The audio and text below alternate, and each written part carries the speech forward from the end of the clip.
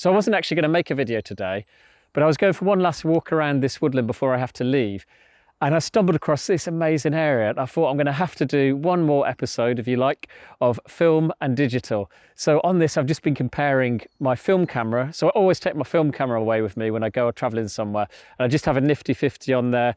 I like to just sort of take the images and throw it in my bag and kind of forget about them until I'm back from my trip. But I thought it'd be really nice just to compare the look and the feel of the film images versus the digital. So on my digital camera, I've actually got a 24 to 105. So I'm not going to be directly comparing the compositions as such, because I'm a little bit more limited on this one, but more just to compare the look and the feel. And if maybe film does bring out something in the woodland images that you can't quite capture with digital, or if you just prefer digital, let me know in the comments. So I've started in this area. I'm just going to stick in this area actually, because I'm going to have to head off soon. But we've got these amazing mossy rocks, kind of moss covered trees. And then of course this big carpet of bluebells that goes all the way down into the valley. I think it's an amazing spot. I'm going to get a few pictures on my digital camera, then I'll switch over to my film. And then I think what we can do is we can head back home, which will be quite a long journey. It's about a 7-hour drive back home.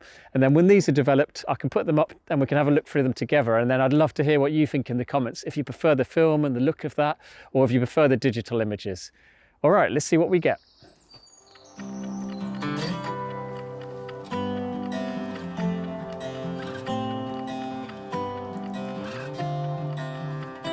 So I've just moved the tripod around a little bit to talk you through some of the elements that I'm trying to include in this image and talk you through it a bit more. So I actually noticed if I step back a bit, we had this amazing tree here that's sort of growing. It's fused with these moss covered boulders. It's all dead and I just think it adds a lot of character. And then over here we've got this amazing tree, which I pointed out in the introduction. This amazing kind of moss covered tree, and it's got like the light spring leaves on it. I'll just head up there and I'll just show you what's around this side. And so if we just move the camera around a bit. So we had this tree as well, which I was showing in the intro. And I think I want to use these as kind of a frame within a frame, these two trees. And then I'll also get this one in as well. I think it might be a bit too busy. And then if I show you down here, we've got these amazing mossy rocks and we've got these ferns. And I think again, they add a nice kind of texture to the foreground of the image. So I'm going to play around with those. I'm shooting quite wide, I think around 35, which I don't normally shoot in woodland images. I normally go in a bit tighter.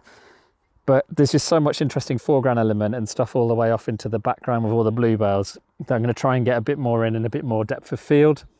I'm definitely going to struggle with the 50mm lens, so I think I'll have to go for a slightly different composition with my film camera.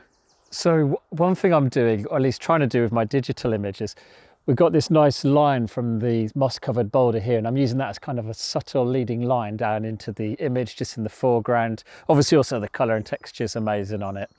I won't be able to do that on the film camera. Also what I like is we've got the nice light background and then we've got the kind of darker foreground. We've got all these kind of rotten leaves and then the darker green, and I think it helps create a nice sort of frame and introduction into the sort of softer background. So that's just some of the ideas behind the image here.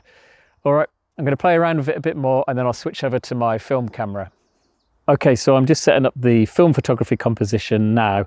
And as I mentioned, I'm shooting with a 50mm on here and I was shooting at around 35 on this camera.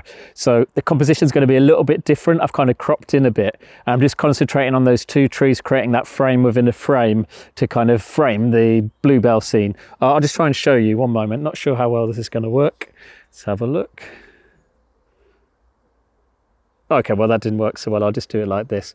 But yeah, so I'm just kind of concentrating on using this tree and this one as, the frame. I'm leaving out this one on the film camera. I can't really get into a good position where I can get all of it in.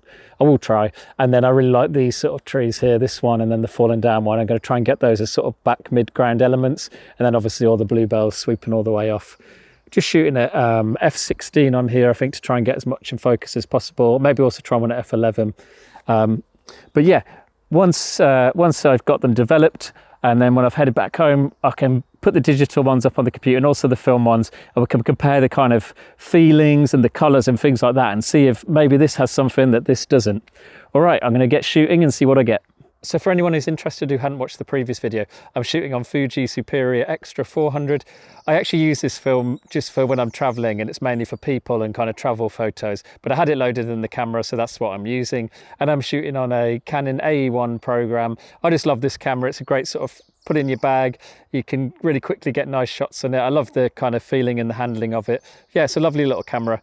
But yeah, use it mainly for travel and stuff. And that was just for anyone who might be interested in that kind of thing. Okay, so I think I've got some photos which I'm really happy with on both the cameras, on the film and the digital. We'll see when I get back. I'm going to go and get these ones developed. I've got a big drive now, a 6-7 hour drive, but I'll join you probably in a couple of weeks, I think it will be, when I'm back home.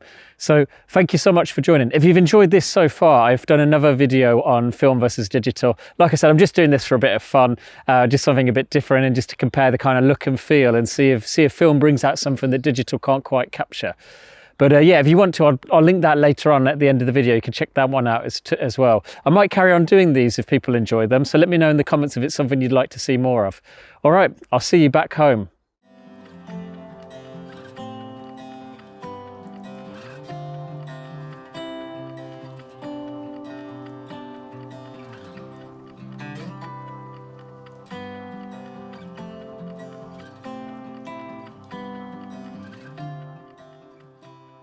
Okay, so I'm back home now, and I thought rather than sitting for ages and talking through these images and boring you to death, I'll just do a quick overview with some of my thoughts and opinions on them, and then just have them up on the screen for you to have a think about what you like more, maybe the film or the digital, or if you like both of them for different reasons. Now, I do really like both of them. I really like the digital one for its nice vibrant colours that I was able to pull out in the edit and get across that lovely spring feeling in it. And I also like the extra elements I was able to get in, so the foreground with that wider angle lens, all those nice moss covered rocks, and that tree over on the right. You could argue that it's a little bit too busy maybe, but I do really like it overall.